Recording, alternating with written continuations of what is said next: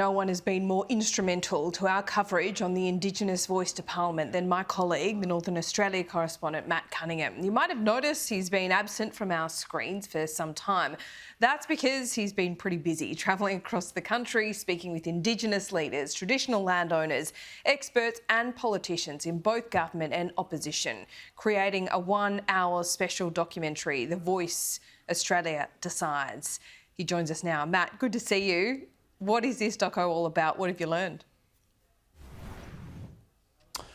Well, we're trying to explain really exactly what the Voice to Parliament's about, Laura, and I think that that's one thing that we've discovered in our travels around the country, and we've travelled everywhere from remote communities in the Northern Territory to our nation's capital to the big cities, Melbourne and Sydney, and I think one thing we've really picked up along the way in this journey is that a lot of people, I'd even go as far to say most people, whether they be people living in big cities or whether they be people living in remote Aboriginal communities, don't know a lot about what's being proposed here. They don't know a lot about exactly what the voice is. They don't know a lot about exactly how it's going to operate. So, I mean, part of what we're trying to do here is to allow the politicians who are supporting the voice and the advocates supporting the voice to put forward their case for this concept and to explain what the voice is, but we're also putting forward the arguments from the No campaign and those who are against this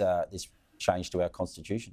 Yeah, right. Nothing really surprises you anymore as you travel to Indigenous communities. I know, talking to you day in, day out, after being in Alice Springs, the stories are shocking. But throughout this last couple of months, is there anything that stands out to you that is particularly shocking or surprising when it comes to attitudes, solutions or otherwise? Well, I think the key point around the voice is the debate about whether it can do anything to address some of these issues. I mean, we've seen and we've covered in great detail those issues in Alice Springs. You know, I think every Australian would be shocked by what they've seen happening in that part of the world. And that's the question we're trying to ask. That's the question I've been asking of voice advocates. Can the voice do anything to address those issues we're seeing, you know, on the streets in Alice Springs? Can it do anything to address the shocking rates of domestic violence we see here in the Northern Territory, particularly among Aboriginal people? Can it do anything to address issues like child abuse, like kids roaming, you know, the streets late at night unsupervised, like rising levels of youth crime? So, you know, that's the question I'm asking. I suppose it's up to the advocates to give the answer as to whether it can. I mean, we did a lengthy interview with Noel Pearson and he put forward, I think, quite a compelling case about how the voice can try to address these issues. But at the same time, you know, you have people like Jacinta Price and Warren Mundine saying it's just going to be, you know, another layer of bureaucracy that's going to do nothing to address these things. Well, huge respect for Noel Pearson, Warren Mundine, Jacinta Price, that are kind of been at the forefront of the national debate.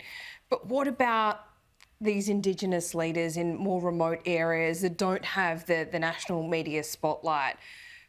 Were they giving you compelling arguments on either side as well, I should say?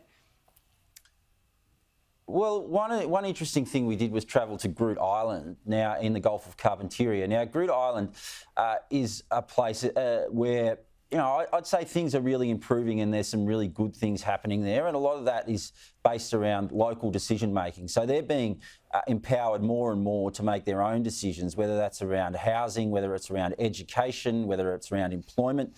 And they're having some really good outcomes. And the people you speak to on Groote Island, they say that they want control of their own affairs. They want to be able to have control of that decision making.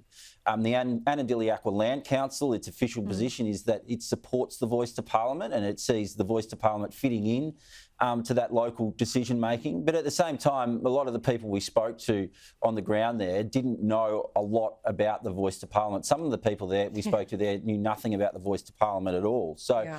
I'm not sure at the moment that the voice is a front and centre conversation that happens in a lot of these communities. I think they're more concerned a lot of the time about, you know, the day-to-day issues that they face. And, you know, we know that they have lots of issues, whether they be around housing, education, cost of living, all of the issues that everyday Australians deal with, they're facing as well. So I'm not sure that this concept of the voice has really kicked in for them yet. And I think at this stage, a lot of people are still unaware of exactly what's being proposed. Yeah, I think you're right, Matt, but we're still a couple of months away. We don't even have a date yet, and we're not in a kind of appointed campaign period, but we'll see how that all goes. I think it will focus the mind as we get a little closer to the date when we finally get a date for a vote. But Matt, most importantly, does this mean we can have you back now, day to day, on AM Agenda, breaking stories like you do best?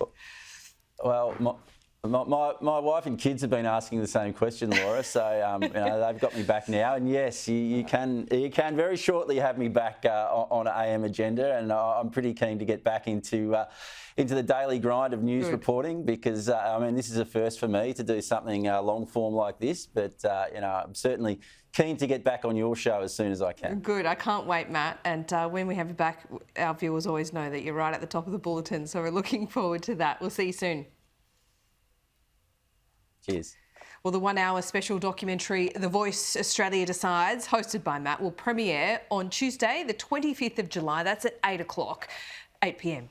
Broadcast on Sky News Australia, as well as the new dedicated channel, Sky News The Voice Debate, which launches the same day on Foxtel Channel 603.